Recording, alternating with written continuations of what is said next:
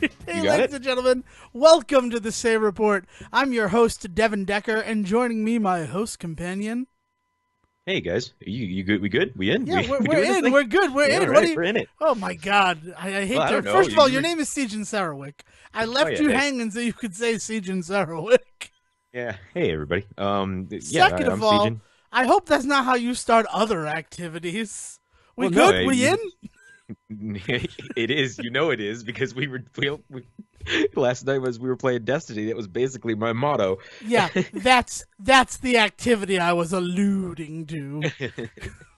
Oh God, oh, Wow, it looks like see, I didn't. ladies and gentlemen, this right here is a perfect example of what happens to your brain when you move to Utah.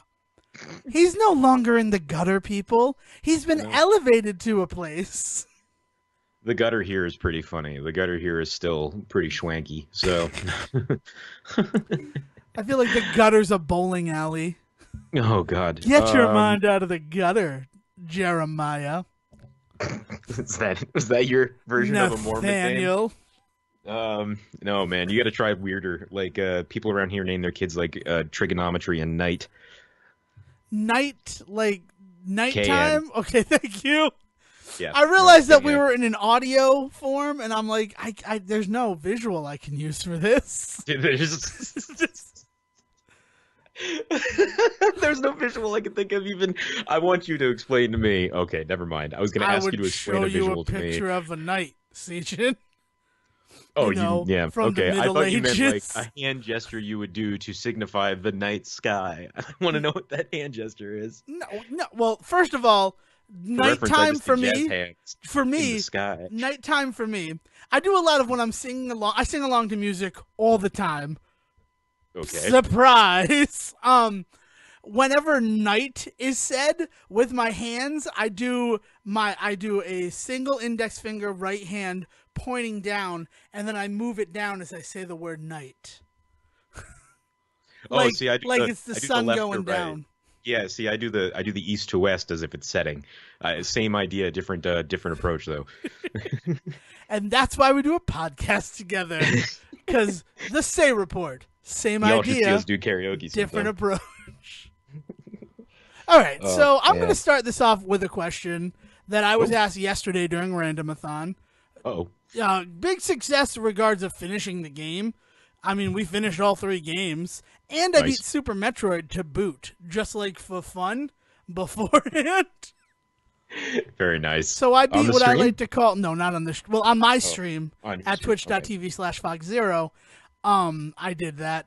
And I like to call Super Metroid A Link to the Past and Super Mario World the holy triumvirate of Super Nintendo games. So, for sure. I beat all 3 of them yesterday. You- So that felt you- pretty good. You'd be hard pressed to find somebody to argue with that exact fact. That's pretty good. But what Congratulations, happened man. is during the stream, I was asked by Slippery Fish what song I would delete from existence. Oh, Now, you give some I asked some questions obviously. I wanted to have like some parameters. Am Sure. I erasing it from like it never existed or just going forward I never have to hear it again? And it was the Okay. latter. So I will retain all of my memories of the song up to that point, but never again will I have to hear it. Oh, now see, that gets into a weird headspace for me because, like, what is your memory of the song if it is not you essentially singing it to yourself? I mean, it is okay. Well, so I'm gonna answer what the song is, Okay, okay. and the song for me, and I'm ready. I'm girded. I have shields on both arms. Is Bohemian Rhapsody. Oh, my. Really? Oh my. Oh my. I am very interested in this response, in a lot of ways. Sorry, I'm a little floored by this response, so I don't really have anything quippy to say. That's fine. Oh my was enough. George Takei, he's alive, but he's like rolling over in his glass bed. I imagine he sleeps like Snow White. Like just in the middle of the woods, George Takei sitting there sleeping like Snow White, and then people happen across him and they kiss him, and he wakes up and he goes, "Oh my." Oh no.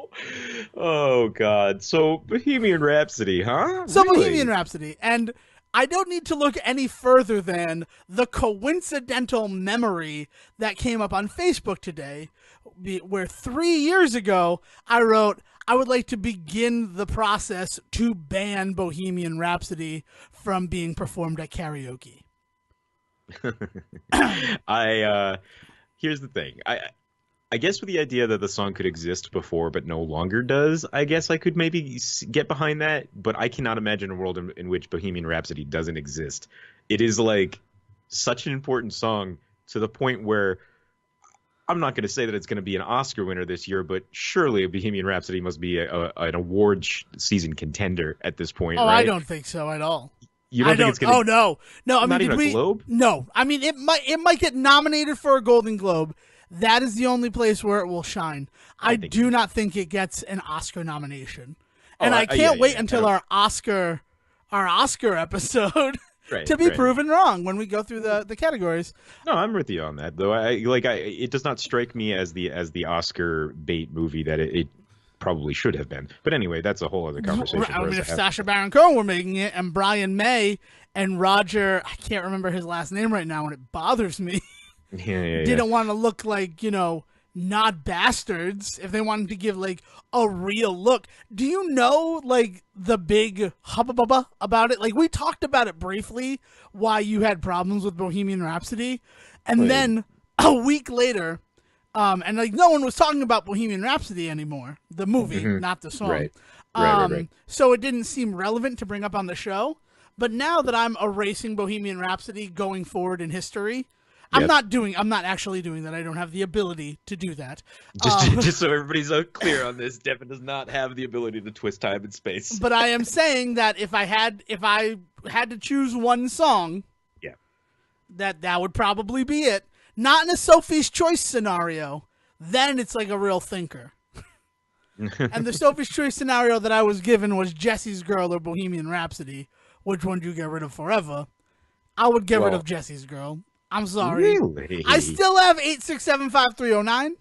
I still have Best Friend's Girl by the Cars. Very nice. I understand the importance of Bohemian Rhapsody. That is what that statement I just made is meant to represent. Right. I understand that there's not a lot of songs like it. And that is where I have a problem with the song. But let's talk about the movie again for a second, because spoilers for Bohemian Rhapsody, the film, but it's also real life. But actually, these are for real spoilers for the film. The culmination of the movie is the Live Aid performance from July 13th, 1985. Of course. Right? Of course. Makes sense. Yeah, it makes sense. And in the movie, Freddie has AIDS at that point. Right. In the real world, where you and I pretend to live, he didn't contract HIV until 1987. Really? Yes. Yes, really. Huh. So him waking up and spitting up blood and then blaming that on the fact that he has an immunodeficiency virus. Right. And then him performing with that virus and fucking slaying like they did at Live Aid. Right. Like, this is big celebratory moment, and it's never there's nothing that says that it's like fantasy or anything like that. There's no based on a true story, so I will give them credit for that, because they fucked up the facts so hard. But hearing that, I immediately lost all respect and credibility that I had, and it was only a small amount for Bohemian Rhapsody as a film. That is really bizarre and a weird thing for them to change. Why? Who does it serve? It makes a better movie, Sejohn. At the end of the day, it serves entertainment. But there's an even better thing that they could have done then. Live Aid was important for sure and should have been in the movie somewhere, but rather than make that the climax, make the climax what's the song that he sang? Just him and a piano when he was dying of AIDS. The show must go on, right? Yes. Right. So make that the climax. It's not like there wasn't a built-in climax to Freddie Mercury's story already. We all know that. Right.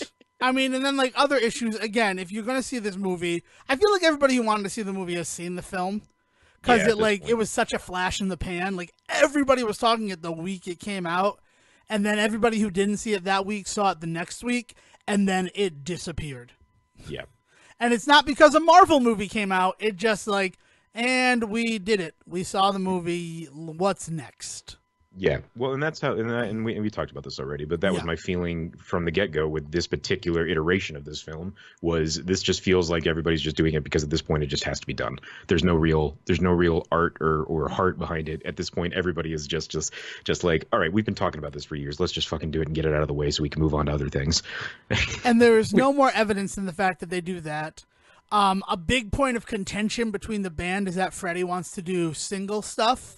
Like he wants to do a solo career, and Brian May and Roger get real pissed at him. But at the time in the movie's chronology, it's like 1983, 84. Right. Brian May had released 3 solo albums, and Roger had released 2. So it's like, wow, you guys are fucking hypocrites, huh? But they're not really. It's serving entertainment. But a film like that does not make it known. Here's how you start Bohemian Rhapsody, and I am not sitting here on my podcast complaining to you about it weeks later. Is this the real life, or is this just fantasy? And then they blow away like stardust those words. Yeah. Like, that's your title, and then you know maybe what you're seeing here is going to be conflagrated. It's better than writing based on a true story or inspired by true events. It feeds the fucking narrative that is Bohemian Rhapsody. Yeah, and it's not impossible to do stories like this. Almost Famous is a really perfect example of an actual event that happened, but clearly not. The movie itself is not a retelling of those specific events, but rather inspired by, I guess would be the best way of putting it. And there you have a fantastic film that also teaches you something about the music industry at that time. And what's the band? There is a specific band. Yeah. So like, but they're not a real band. I mean, no, they're based on a real band. I'm making sure that you know, because by saying it's a real event that happened, like it's such a dangerous thing to say that, because then there are people who don't go that extra mile. Right.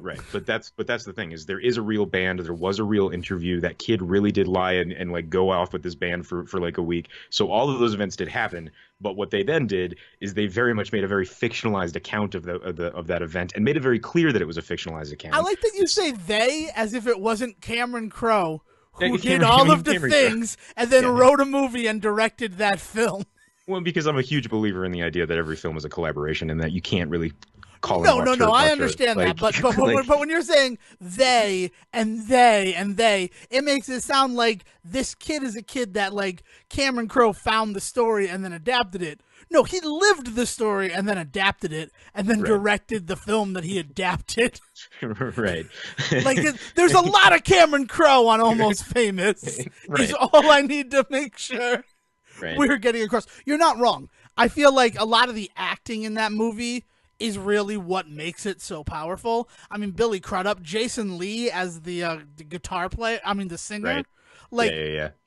You have these really, really strong performances where they melt away. Like, they're not the actors playing them. They embody those characters. Right. Yeah, it's just a well-made film on top of everything. Yeah, sure. In addition to that. But clear evidence that you can take a real-life story and flip it and do what you want with it in order to really tell a better movie than real life sometimes. If we're going to do that, let's also talk about That Thing You Do, which is basically what if the Beatles were American. Right. Well, and again, carried by the charm of everybody in that movie. And the fact that Tom Hanks lived that story, adapted. No, that's not true. Oh man, I really do like that you completely derailed my my segue into us playing Destiny last night. That was really appreciated. It's not that. It's the fact that it was on my head, this whole Bohemian Rhapsody thing. Oh, we're going to talk about video games, Sejohn. I fully intend to talk about video games. But this thought about getting rid of the song Bohemian Rhapsody, it's something that I said it on someone else's YouTube channel, but I stand by that answer to that question so much that I wanted to open my own show with that thought and that idea. And Man, it's an interesting question. And the reason is, A, I'm fucking tired of it coming up at karaoke. And there are these people who talk to me, Dale, it's Dale. Dale is like, I have never heard it done at karaoke. And I'm like, I hear it every time. Every time I go to karaoke, there's some group of people who are drunk or like they're forcing the one girl to sing and they do Bohemian Rhapsody. And this night of like fun is given like a 6-minute fucking stall out. I have 2 thoughts on that matter. First and foremost, I'm in Dale's camp. I don't think I've ever heard it done. But okay, secondly, congratulations to both of you. Secondly, I will say, I don't doubt that it happens, though, because my second point, about 9 out of every 10 songs done at karaoke turn into that. That's true. I mean, Don't Stop Believin', American Pie. These are songs that, yes. They go into, like, really depressing, like songs, like Sarah McLachlan songs and shit like that, where you're just like, we were having a real good time sitting around singing, like, Offspring and all that sort of nonsense. And now suddenly this person is on stage crying her eyes out and singing this song, basically to themselves. It's like, what is happening? Yes, truly karaoke also needs to be policed, but that is why I have the trump card. And the trump card is I go see Weezer circa 2016, and opening for Weezer is Panic at the Disco. Now, I've never been a huge Panic at the Disco fan, but, you know, I write Sins Not Tragedies. It's 9 in the afternoon, and shut the goddamn door. Like, there's enough songs where, like, I think it will be fun. And now Panic at the Disco and Weezer are touring together, right? Like, it's not just like a random double bill that happened. These people are traveling around the country for this tour together. Right. And Panic at the Disco is the opening act, as Panic at the Disco should be. I do not mean to discourage them or disparage their career, but you look at Panic at the Disco, you look at Weezer, one of them's an opening act. Well, yes. If the two, again, Sophie's choice, if they were going to be on a bill together, which one of them is the opening act? Of course. And the last song of Panic at the Disco set is Bohemian fucking Rhapsody. And I'm like, first of all, I got to sit through you guys before I see the band that I'm actually here to see.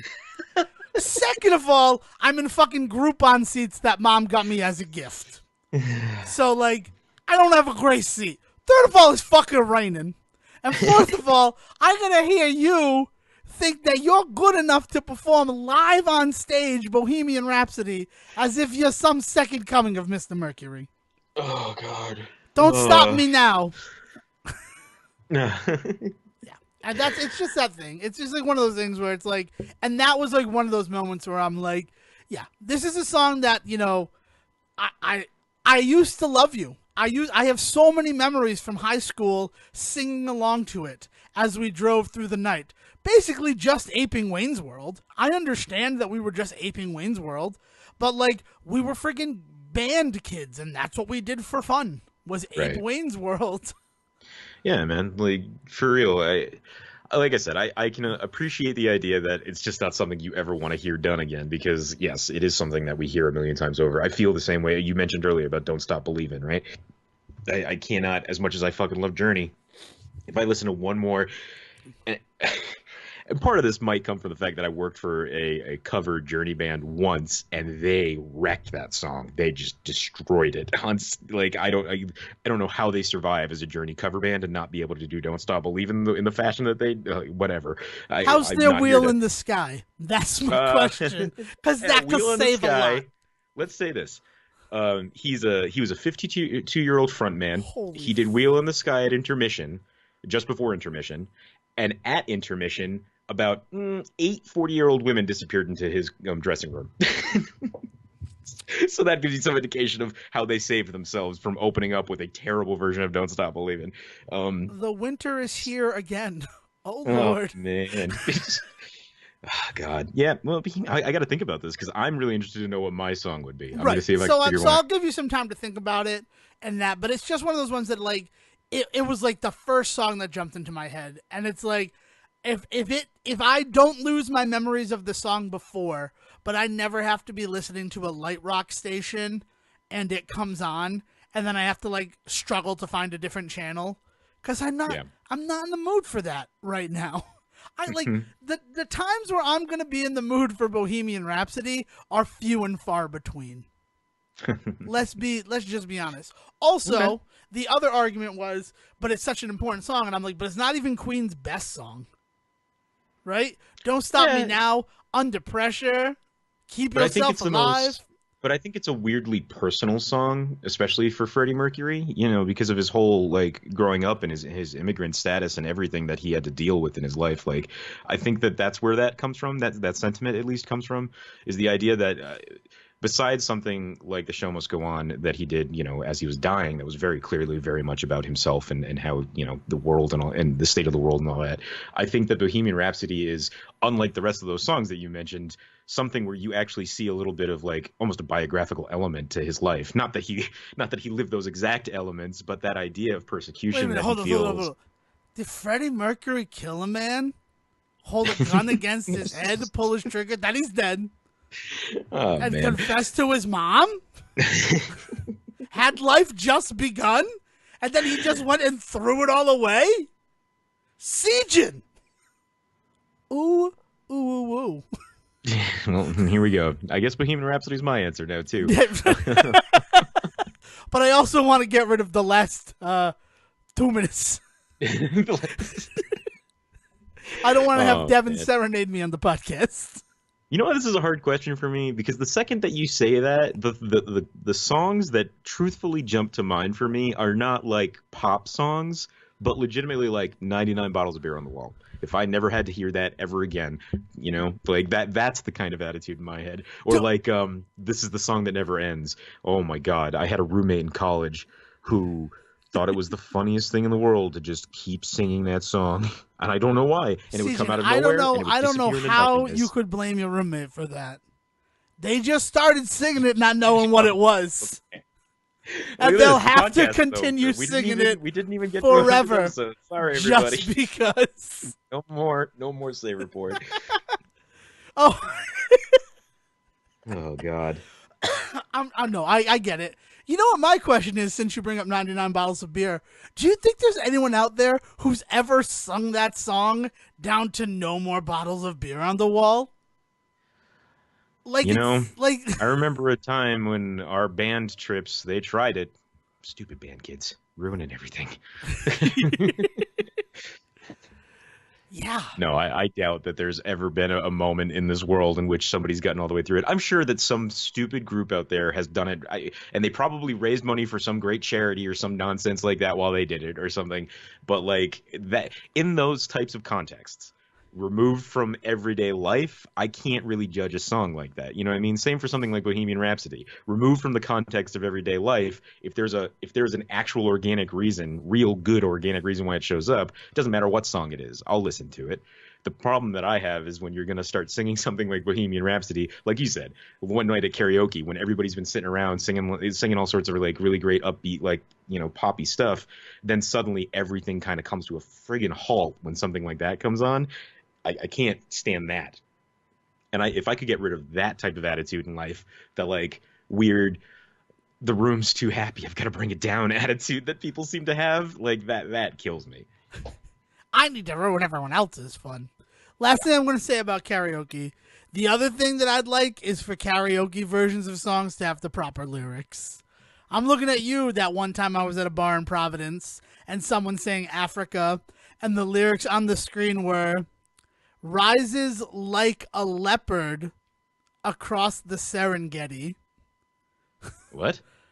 Sure as Kilimanjaro rises like a leopard across the Serengeti was what was written on the screen. No, it rises like Olympus across the Serengeti. Okay. And I am tired of people thinking the lyric is, I miss the rains down in Africa. Oh, please correct us. What is it? I bless the rains. Oh, bless the rains. Right, of course. Sorry. I thought it was going to be something ridiculous that we were all just getting wrong. Yeah. Oh, man. So that's it. So there was a fun streaming all those games and all that. And then I came home. I cooked a delicious dinner of mac and cheese and hot dogs. Sweet. I just had the same thing. Good That's it's awesome. not those. And then I played Destiny with some of my friends. Mm. And here to tell us more about Destiny with some of our friends, Sejohn. Yeah, it's not something that's really worth dwelling on. I mean, either you know what Destiny is and you know what we did, or you don't know what Destiny is, and at this point, you probably don't want to hear us rant about it for the next hour. But like, it was really good. I just want to say that it was really, really good to get back into that game with a proper group of friends and like doing it right. I have not done that in a long time with that game. Back when I was on Super Kenshi, and it was me and Quincy and Tyler and those guys all doing that Destiny thing with Destiny 1. It was fantastic. And I lost that, like Destiny 1 kind of fell on its face. And then when Destiny 2 came out, I was not going to be one of the first ones on board for it. The only reason I got a pre-release of it was because I wanted my Cade 6 thing. And then I don't think I actually put it into my PS4 Cade 6 thing. It came with a figurine. I don't know why. Couldn't be more specific about that. But I don't think I actually put that game into my PS4 for about a month after I bought it. I know, because we like kept talking about like, hey, you've been playing Destiny 2? No. Have you been playing Destiny 2? No. We should play Destiny 2 sometime. No. Well, and then the inevitable happened. We finally came around to a point in which I'm actually interested in playing Destiny because there's now enough game there, with all of the expansions and add-ons and all that stuff going on. So like I'm back in the mindset of like I want to get back to playing it. And so thank you for indulging me last night in that, because it did end up being a pretty good time. I was actually thinking about it this morning. Well, I was thinking about it this morning because they were complaining about. I watched a video where they complained about Red Dead Redemption's online mode and how Destiny 2 similar, where it's like you can see where they want you to spend money. Yeah. And I was thinking about like how fucking terrible it was that like 3-4 times we had a dude show up and we would shoot at him and it would be like immune because we're not above the power level that is capped. Unless you pay extra money. We talked about that a little bit. But that's the same. That particular issue is something that I've actually heard since the original Borderlands. People talking about the idea of getting a gun, shooting at a guy, and headshotting a guy, and it not instantly killing somebody, which is something that used to happen in video games. You go back to the original Call of Duties and stuff like that. Like headshots were the way to get through those games because they were insta kills. And then somewhere along the line, we kind of dialed that back, where now you could shoot a guy in the head, but it would have to be like 2 or 3 times. But it was still better than shooting him in the body that might take like 15 times. So like I was never quite on board with that argument, back in the early Borderlands 1 days when people were like, I don't like Borderlands because they don't have insta kills essentially. But now that we're getting to the point where there's like money involved, and here we are 10, 15 years later, we're like, yeah, a dude showing up in front of us, why are we put in a server where that kind of thing could be allowed to happen? Like none of us are. And the real reason is because they want us to spend that money. Yeah, it's to make us feel inadequate, so that we will give them money, so that we will be strong enough, so that we never face that situation again. It's a give and take. That's the problem. Right? No, it's no give and take. It's no take. No, to take the money out of it for just a second. We'll get back to the money. Don't worry, I'm not ignoring it. But take the money out of it for a second, and there is a give and take that you have to, a relationship that you have to have with a game, where they have to show you where you could be. You know what I mean? Like sometimes that comes in the form of like you have all your powers in the first moment and then they're taken away and then you have to work back to those powers. Or sometimes it's that you're playing with an NPC that is like super powerful compared to you and you're going to get there. A lot of the times what it was you have to fight a boss and lose, or fight a boss but then you don't get to quite kill them. So like there's like this idea that like you will be more powerful one day and you will be able to face me, right? But right now you are not powerful enough. Like that concept has to be there because it kind of has to give you something to strive for. If I don't know what I'm capable of eventually being, and I'm not saying completely, like obviously hold some stuff back so that I'm pleasantly surprised later, but there has to be some idea in my head of what I could eventually be to make me want to get there, right? Like that's part of basic like game building. But to tie that to money, like you see in games like Destiny and like Red Dead and all this sort of stuff, the like monetary stuff that is just so blatantly obviously in front of you, that's when it starts to just become upsetting, right? It's the second that you tie this basic piece of game theory, this idea of wanting to be more powerful and move forward in progression. This idea to desire progression is necessary for video games, but to tie that progression to money so blatantly like Destiny does, that's when it becomes insulting and upsetting to people, for sure. Right. And Yeah. more my argument along the lines of that is Dark Souls. I know you've never played a Dark Souls game, or you've That's not tried and true. you haven't got. Okay, That's well, true. I've I'm played just. Dark Souls and Bloodborns, and yeah, I know Neo they're and all not. that I shit. know they're not your style. So Yeah, I get that. So that's why I say they're not your type of game. But yeah. they're able to do that Hmm. in a way where I'm at least able to hurt the thing that I'm not supposed to be able to beat. Sure. Like I'm thinking about the Black Knights that you come across in the first level of most of those games, Yeah. and you find it and you attack it because you've been going through stuff and like, oh, this guy has armor on, so let's see what happens when I hit him, and you hit him and it loses a little bit of health and then it kills you, Instantly and you just take feel care. like and you're like, one day I'm gonna be able to beat that guy. And Because you I've know how already I know that I yeah. can beat him? Because I took off a little bit of health from him. Well, and what that leads to is really awesome playthroughs online and stuff like that. Like as an audience member of that type of stuff online, I love watching guys try and do like hardcore runs where they're like, look, I'm super underleveled, but I know that I can damage this thing, so let me figure out if there's a way that I can still stay this underleveled and do this. And you get amazing moments in video games where you see these guys that shouldn't have the ability to do the things that they do, but they figure this shit out. You know, really good players know how to work those systems, and that's cool. That's not a bad thing. So I don't know why when we were playing last night, why there couldn't be this idea that like if I came up across this dude that was a level 50 and I'm only level 20, but if I went on my own, no way to do it. But you know what'd be really cool? If me and my friends, also 2 other level 20s, were able to get together and take this thing out, that'd be kind of awesome. And you know what? And it doesn't have to be like it. If I had just done one bit of damage to him when I shot him, it would have. First of all, I wouldn't have run away from him. Right. In fact, seeing that he was immune to my attacks, I didn't run away from him because No. I am an old school person when it comes to video games, and as far as I'm concerned, everything can be killed until it Yeah. can't. Right. Until I shoot it as Mega Man and I hear that dink noise and I'm like, this thing can't die. Yeah, this thing just can't die, period. Never mind. It Yeah. doesn't matter that I shot him. It's not that it's going to take 15 or 20 shots where most stuff takes 2 or 3. It is legitimately the fact that this does not work on him. Yeah. And, No, it's really gross. It gets really gross because of that tie to monetary value. It just ugh. yeah. And that was one of those that was like the really only the darkest point of what we did. Cuz like everything else it felt really cool having us work together and coordinate.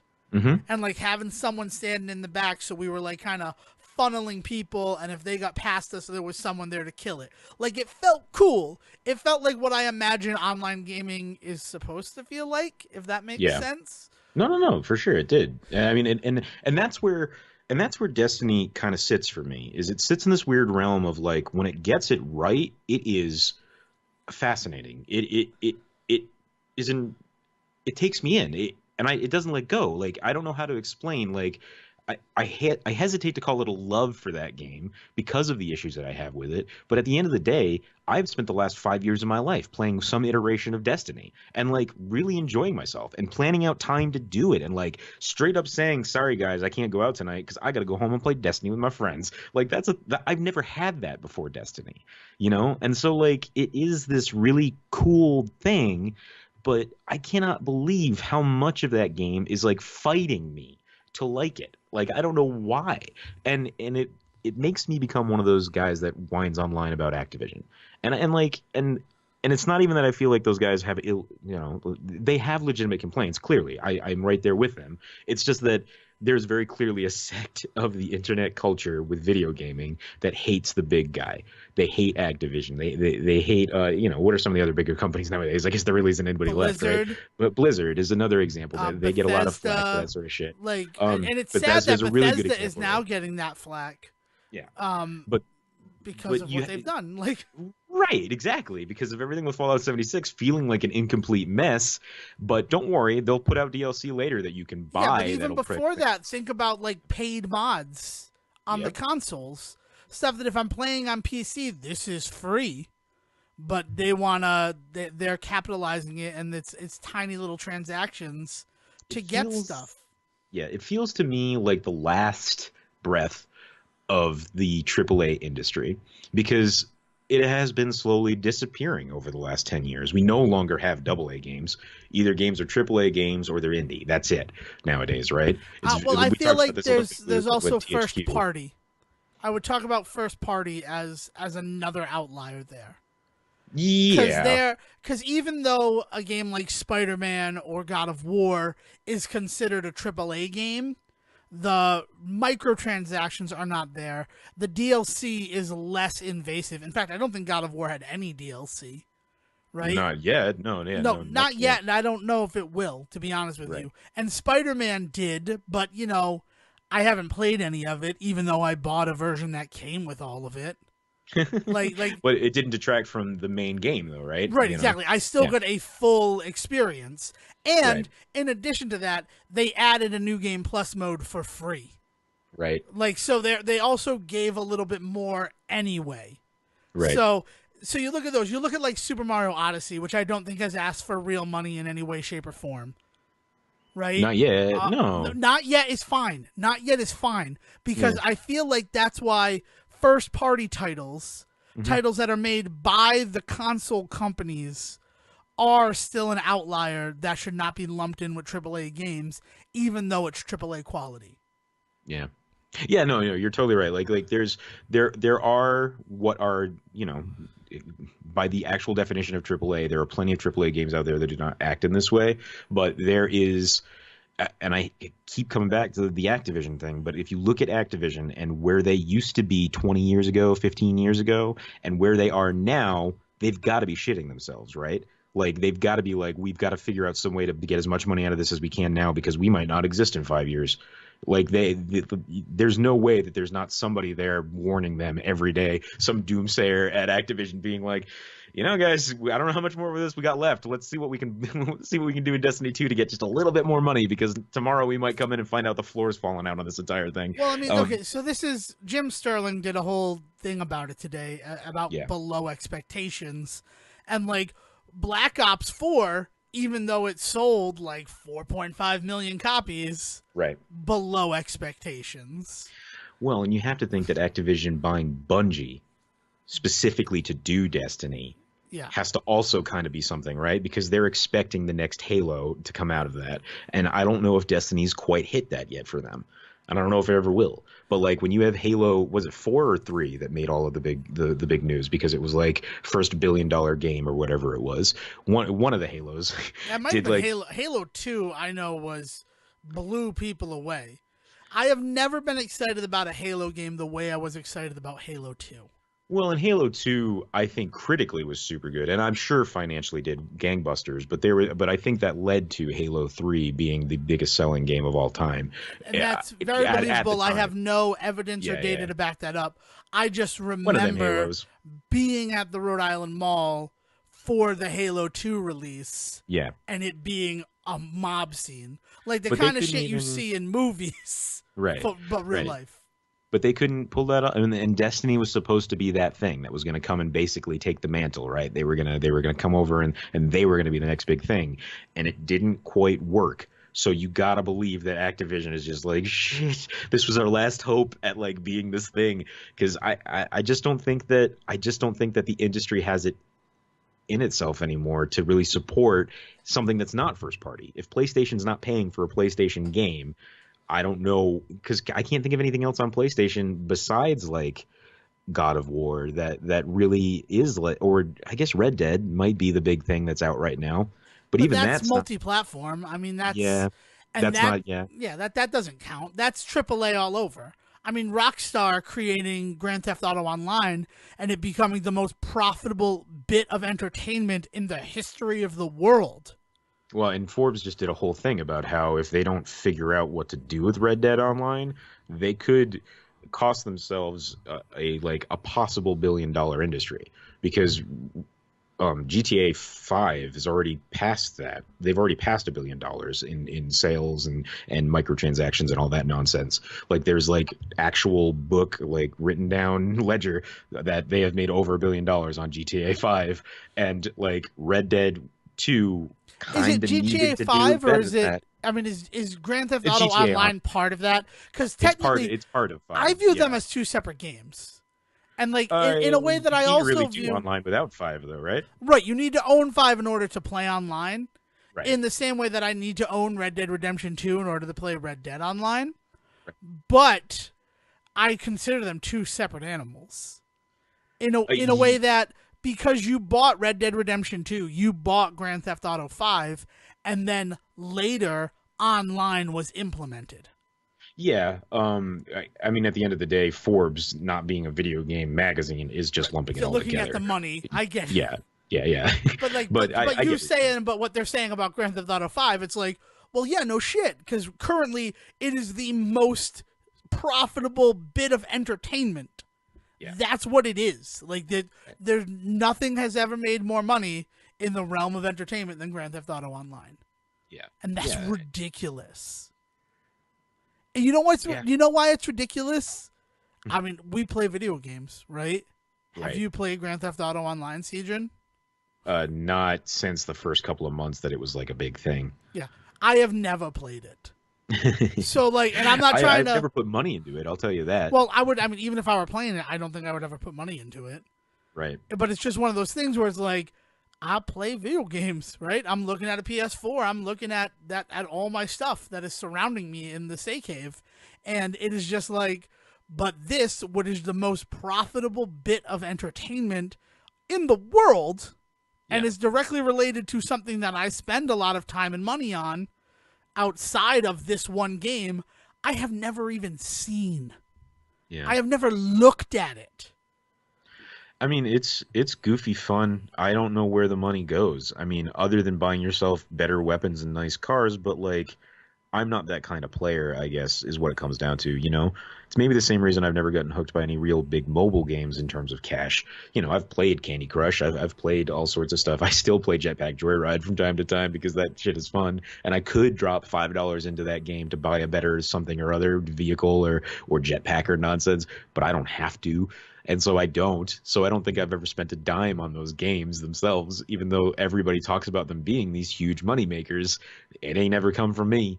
You know, I mean, maybe ads. I guess you could say that way I'm contributing to the madness because I'm sitting there taking in all of the ads then since I'm playing free versions. But like, I don't know. The only time it's I weird. ever gave any time to a mobile game that's like one of those like you need to wait or you can spend money to not wait was the Right. Smurfs Hidden Village game. Oh God, man, that's the Smurfberry game.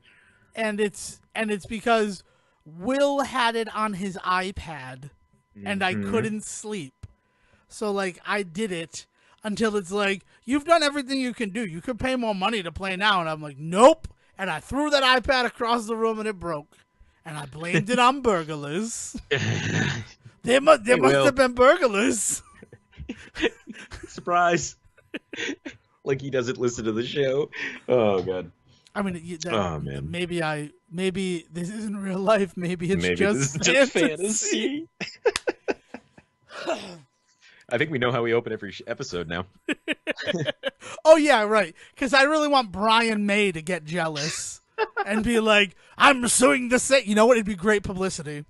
We're opening every episode of the Say Report. Is this the real life or is this just fantasy? I'm your host, Devin Decker, and joining me, or maybe not, Sejohn Sarrowick.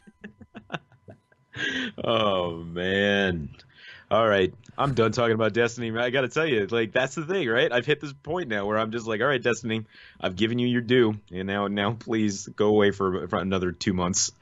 Oh God. Can I talk about Honey I Shrunk the Kids briefly? Yeah, let's talk about Honey I Shrunk the fucking Kids. Jesus, why are we talking about that? First of all, I love the TV show.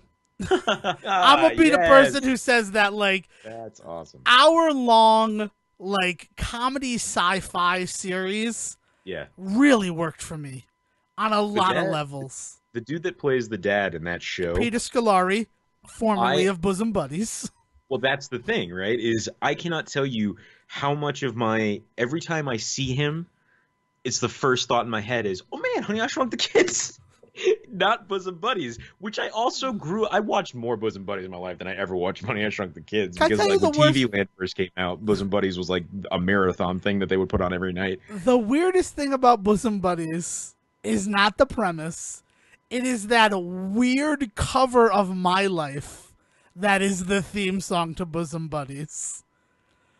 Oh man, I didn't even think about that. Because it's like, what is this Billy Joel song have to do with dressing and living as women to live in a women's only apartment complex? Oh man, we gotta go back and watch some Bosom Buddies now. Yeah. Sorry, we were talking about something else completely. But no, so Honey I Shrunk the Kids. So first of all, I loved that show. I really loved that show, and like I think part of that is I loved the movie growing up. Of course. I mean, I was scared of it when I was real young because that scorpion is terrifying. Oh man, I love the big food though. You can't like when I was a kid, like that was the greatest bit in the world. One of the reasons why I wanted to bring it up is my father worked for John Hancock, and they had like a John Hancock conference down at Disney World. Like we stayed on a Disney World resort, Nice. and we got like early access to MGM. This is an amazing story. Why have I never heard this before? Because like I didn't realize that it was early access until like I was talking to my father about it recently, and it's like, yeah, like we were part of like a soft open group or something, weren't we? He's like, yeah, we soft opened it and then we were there for the grand opening. Like that's how big John Hancock is and was. Yeah. Man, I love MGM. It might be my favorite kingdom. Yeah, no, and being there at that time before like everything was owned by a separate studio and kept in separate little boxes. Yeah. Like the Ninja Turtles were there, like because Jim Henson, right? So That's Jim what the Henson Muppet Experience is, right? exactly. So Yeah. because of Jim Henson, like the 1990s Turtles in the full suits were there, and like that for me, that's why the 1990s movie is like part of Devon Decker's. That's why I bring it up almost every Say report. Let's be honest. But one of the other things that they had was the Honey I Shrunk the Kids experience, Yeah. and going through that before like anyone else had, it was like we watched the movie because all I wanted to do was watch Honey I Blew Up the Kid, and that was on HBO, and I taped it. And I wanted to watch it for the dumbest reason, right? Not even the like nostalgia reason that I used to fall asleep to Honey I Blew Up the Kid all the time because I had a VHS I bought from a Shaw's, like a used Shaw's VHS of Honey I Blew Up the Kid. So I would watch it as I went to sleep. And I wanted to watch it specifically for the scene where they go to Sterling Laboratories warehouse to recover the original shrink ray. And in the warehouse is Citizen Kane's sled Rosebud and the Ark of the Covenant. Right. As just man. like because those movies are for friggin' movie fans. So all I wanted to do was watch Honey I Blew Up the Kid, and I'm excited to watch this. And Dale, I've never seen that one. Now I get that. I get why you might not have seen Honey I Blew Up the Kid. Are you kidding me? I think that, man, maybe it was just like circumstances in my life, but I seem to recall like I had to try to not watch Honey I Blew Up the Kid between afternoon movies and like going to my grandmother's house and my cousins putting it on, and like I would have had to actively avoid that movie if I cared to. I didn't. I love that movie. Okay. So that's the thing. So the fact that she didn't watch it, but I can believe it. And I'm like, yeah, but you've seen Honey, I Shrunk the Kids, right? No, is her response. I almost spit up my beer. And like, I can't believe you just said that. It's weird to think about the movies that like Dale has blind spots for. Yeah. Like that Honey, I Shrunk the Kids would be one of those, especially since like she saw Chasing Amy when she was 4. But like an age-appropriate film, no, she saw that at 24. But so I'm like, oh, well, you need to watch them. We need to watch both of them. How have you never seen either of them? So I found it, I taped it, and Friday night we sat and we watched both of them.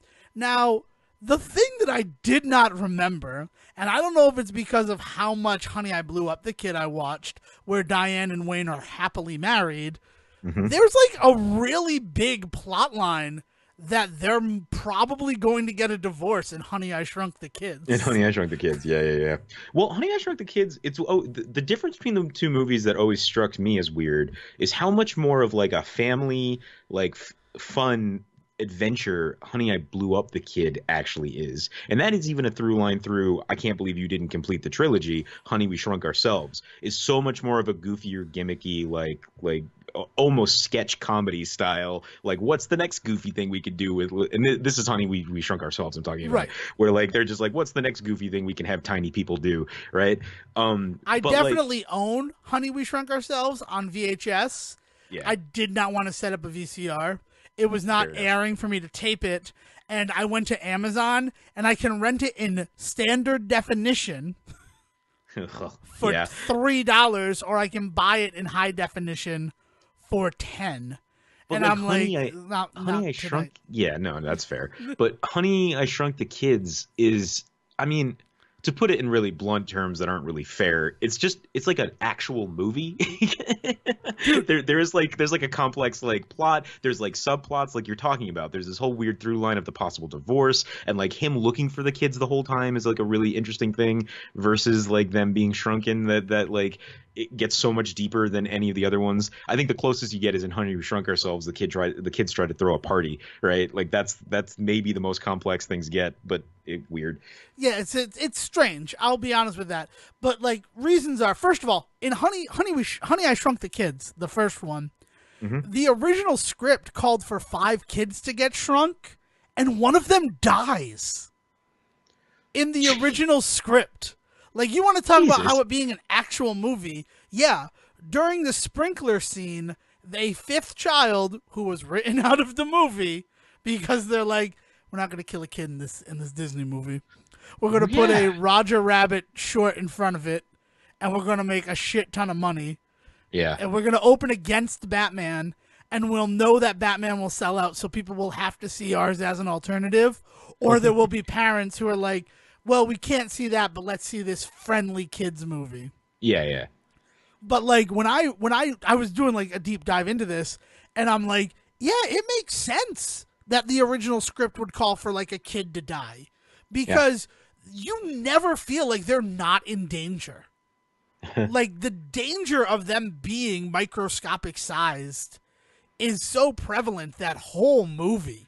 Yeah, which again, absent from those 2 sequels completely. Like danger is completely taken out of the equation, and it's all just goofy fun. Well, and another reason for that is Honey, I Blew Up the Kid was originally a movie called Big Toddler that they got the script of, and they're like, we can make this a sequel to Honey, We Shrunk the Kid. Yeah. Which happens a lot. Like that's the like. I mean, that used to happen all the time. Like Die Hard 2, right? I think every Die Hard. I think Live Free or Die Hard is the first Die Hard movie specifically written to be a Die Hard movie. The first one was supposed to be a Rambo sequel. Right. Yeah. Yeah. All sorts of things that like it was a cool thing that happened back then. Right. And it kept it from this whole thing where like I feel like we're just doing the same stuff, because it was an original script that they modified for existing characters. Yeah. And in a lot of ways, and I do not mean this as mean as it's going to sound. Honey, I Blew Up the Kid reminds me of Ghostbusters 2. Okay. In the fact that like it's a little more wholesome. It's a little more kid friendly. There's no chance of a divorce at all, right? The difference being, I would watch Honey, I Blew Up the Kid right now. Yeah. It would be a struggle to get me to watch Ghostbusters 2 after I've seen it as an adult. Well, I mean, that's the sad truth of all of that type of business decision making, right? Is the reason they make those decisions are smart ones. Like, it's gross, but at the end of the day, they're not wrong. Yeah. Yeah. Like, yeah. But what? Like, I had completely forgotten about the divorce storyline in Honey, I Shrunk the Kids, and it's and it makes perfect sense too. Like, it doesn't feel like weird at all. And no, he fucks up bad. He is not a great dad in that movie, and he fucks up real bad shrinking them kids. Like, he makes mistakes. He's not To be fair, he doesn't shrink the kids. A baseball flies in the attic window and activates the machine. Yes, but he shouldn't be doing that kind of shit at home with his kids. You know what I mean? Like, at the end of the day, negligence is still a factor. Oh no, can we talk about the fact that, like, the reason the shrink ray wasn't working before is that a laser was being used? So basically, I'm shooting shit with a laser and it's blowing up. Why is that? And then a baseball gets in the way of the laser. So it's like, oh yeah, this worked. Just the fact that you were shooting things with a laser, that makes things blow up. And not like you're going to do to your son in the sequel. Yeah. No, like kaboom. No, kaboom, no exist. Yep. Yeah. And that's because you're shooting things with an honest-to-God laser. Well, so you enjoy your time rewatching them? How did Dale feel about them? She loved them. Absolutely. Excellent. And I'm very happy that I did not spoil Auntie, what happens to their ant friend in the first movie. Yeah. Which is very sad. Very, very sad. But I sent her an email at the scene where they first call Auntie. Uh-huh. And the text was just, probably shouldn't have named it. If Ant-Man has taught us anything, right? Yeah, right? Well, really, Honey, I Shrunk the Kids taught us that lesson. Yeah. And Paul Rudd did not heed it. Oh God, man! Well, that's awesome. I'm glad you had that little trip down nostalgia lane. That was great, going down that lane. And I'm sitting here kind of wanting to watch Honey, We Shrunk Ourselves. It's a fun movie. It's just goofy as hell. I remember when it came out. It came out when we first moved to Coventry. So, like, for a long time when we didn't have cable, all we had was a VHS copy of that movie, and we watched it all the time. Ever since that movie, I eat bananas on the reg. That movie is the reason why I turn every speaker I use into a microphone. Exactly. I was just thinking when they're climbing the speaker. That's such a great bit. Yeah, see, I mean, like, it's not that... It's one of those weird things that I think that... As a guy that went to school for film, right? Like, I was surrounded by a lot of movie fans. Plain and simple, movie fans. They wouldn't deny that. But there's this sensibility that, like, if a movie is made for pure entertainment, it's just not worth studying. It's not worth talking about. It's not worth their money. It's not worth their time. But for some reason, it's just not worth it if it's a movie that's only really focused on the entertainment factor. So it's like that squirrely feeling that you were just talking about when you talk about Ghostbusters 2, where you talk about Honey, I Blew Up the Kid, where, like, you don't want to be insulting to these movies, but there is a certain element to them that most people read as less than. And we at the State Report have never cared about that, right? Like, it's interesting that you say those exact words, Sejohn. Yeah. Because last episode, I told you of some films that I have been watching, and your response is, why would you watch those movies? Okay, so remind me again what the movies were, and we'll Hackers. talk about this. Hackers. What's the worst that could happen? And a guy thing. And I wasn't going to bring it up until you kind of just stepped in it. No, man. There's the thing for me is not that if you find those movies entertaining, that's all well and good. And, like, I own a guy thing. Like, let's get one thing straight. I own 3 copies of a guy thing. I own a guy thing, and it has a skip, and it skips about 10 minutes after the panty scene when they have to call and ask about the panties. Underwear bins? The underwear bins at, like, Walmart or Sears or Kmart or whatever it is. At Spend Mart, where you spend less. Sorry, yeah. like it skips about 20 minutes from that point on forward, I still watch it. Well, you got the So best like, scene. I don't want to be like, that's the scene. The yeah, scene where she calls to be like, and I mean, that's where you get the moment where you stand up and applaud because yeah. the title is worked in. Well, that I mean, like, and it's the only moment where where the whole concept actually means anything in the movie. Like the idea that dudes watch out for each other, which is fucking nonsense, but also like it's in that world, it finally all comes together. Yeah. But see, that's what I mean. Is like I don't knock you for watching those movies for that reason, but you have to admit that there is a poor quality of those movies. Unlike Honey, I Blew Up the Kid, right, where the script is maybe not stellar, but it's still well written enough that like I can totally go back to it. There's some shit in Hackers that is just poorly straight up written, and there's some design choices that are just stupid in retrospect. Although I could dial that back a little bit and say design choices in the 90s period were pretty dumb. You should watch Hackers again. Can I give you homework to watch like- Hackers again? It is like- free on YouTube. It is free on YouTube. I have watched Hackers within the last like 2 years. Nope, because, I need you to watch it within before next week's episode.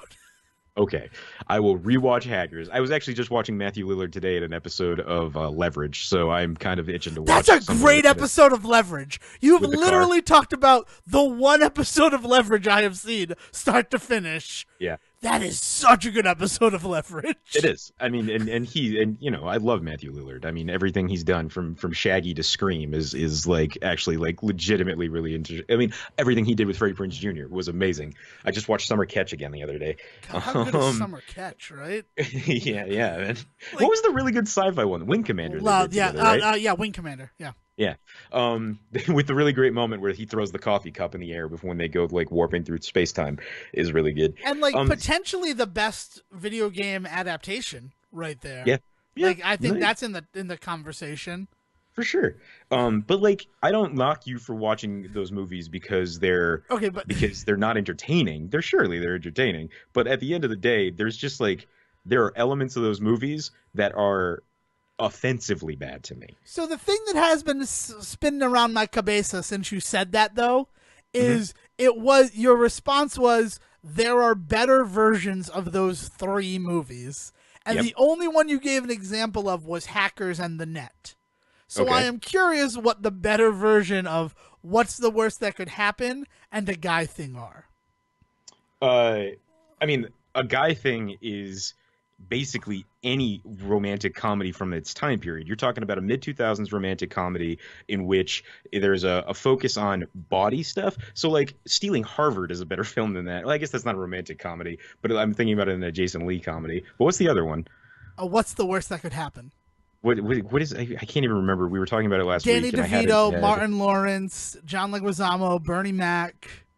Danny DeVito plays a business executive. Yeah. I mean, Martin Lawrence made better Martin Lawrence comedies. Nothing to Lose at that time that he did with Tim Robbins is such a better Martin Lawrence comedy. Well, he was Blue Streak, right? Blue Streak is another really good one. Really good too. Yeah. But in terms of him playing off of a white guy, which is like that is a style of film. I'm not saying that in any fashion other than the really popular black comedian that like has a very certain gimmick, giving him a straight white dude to play that gimmick off of. So in What's the Worst That Could Happen, it's Danny DeVito, but in Nothing to Lose, it's Tim Robbins. And I love Danny DeVito, but I just don't think that movie is that good at that. Or in Blue Streak, it's Luke Wilson, isn't it? Yeah, it's and it's the captain too, and I can't think of who plays the police captain. Yeah, who rubs Ben Gay on his crotch as like as the whole thing. Yeah. I mean, but you give me 48 hours, I'll find a better movie. And if I can't do it in 48, you give me another 48 hours, I'm sure I could think of other examples. Well, let me turn the question back on you. Is there a better version? Do you think there's a movie out there that could qualify as a better version of Honey, I Blew Up the Kids? I don't think so. No, there isn't. And I mean, and that's not really the argument that I'm having. I was just very curious. I didn't mean to put you on blast or on the spot or anything. It's just that like Hackers very easily, The Net is like those are 2 movies that came out same year, similar structures, right? Yeah. Armageddon, Deep Impact Syndrome. I get that. But what I don't that's even get, deeper, man. That's even deeper than I was even meaning to go. Okay, so I was thinking what are the movies that are like that? I mean, arguably Elizabethtown is very, very similar to A Guy Thing, to the fact that everybody cites Elizabethtown as the origin point of the Manic Pixie Dream Girl. And I would make a real strong argument. Well, Garden State came out after that. So yeah, but I think that. But I don't think that. But I don't think Elizabethtown has a Manic Pixie Dream Girl. Like, I think that she doesn't quite fit that mold. Whereas, like, Garden State is the defining moment for the Manic Pixie. My argument would be Julia Stiles and a guy thing, like hook, line, and sinker. Everything that she does, that she keeps showing up in his life in all of these separate jobs. And she actually makes him do that stuff. My strong argument for Manic Pixie Dream Girl origin is Julia Stiles, Becky, and a guy thing. Yeah, I mean, I could buy that for sure. It's not a pure example because I think there's a lot of other things about the Manic Pixie Dream Girl that come into play, like things like physicality. I don't think Julia Stiles necessarily has any of the physicality of a Manic Pixie Dream Girl in any of that. Whereas, like, think of Natalie Portman in Garden State. She is sitting. Basically every scene she acts like a 5-year-old. You know what I mean? That's true. There are definite moments where Julia Stiles' character seems wise beyond her years. Right. Yeah. But the trope namer, the one that people actually cite, is Reese Witherspoon in Elizabethtown. And I don't agree with that at all. No, I don't. I think that is like a huge misstep. Yeah. Okay, well, this was fun. We talked about video games and movies and music too. We really covered the whole gambit this week. Can I do a quick TV recommendation? Oh yeah, go for it. Before we go, yeah. I have just started, so I don't want to talk about it yet with you, but I have just started Jack Ryan on Amazon, and I've got some really good feelings about it so far. I'm very excited, so I encourage anybody that's listening to give at least the first episode a watch, so that when we do eventually talk about it, they'll have some understanding of where I'm going. Because I've only watched the first episode, and I really cannot wait for us to end this show so that I can go and watch the next one. Excellent. So since you did that, I'm going to tell him that I'm trying an experiment for December where I'm streaming every morning to my Twitch channel. All right. So if you're an early bird, I'm on around 5 o'clock and playing games before I have to go to work. How does Twitch handle archiving? Does it automatically archive? It automatically archives that stuff too. So cool. If you visit twitch.tv/Fox0 with 2 R's, you can watch any of the stuff that I've played through already as well. Awesome. So that's that. If you want to yell at me about anything I've said this week, you can reach me on Twitter at Devon D. Decker. And if you... I'm trying to think of anything that I've said that would upset you this week, but I think I've been generally good, people. So just shoot me a message to let me know what an asshole I am. The 99 bottles of beer people, they're coming for you, Sejohn. Yeah.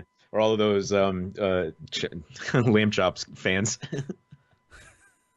So he is also at Siege versus the World. I kind of stepped on that. No, yeah. So Will, come on in here and bring us home, buddy. Thank you for listening to the Say Report with your host Devon Decker and Sejohn Serwick. Please follow the guys on Twitter and Facebook by searching for The Say Report, and you can always subscribe on your podcast channel so this is delivered straight to you and you can enjoy it every week. With apologies to your mother, we'll see you next time.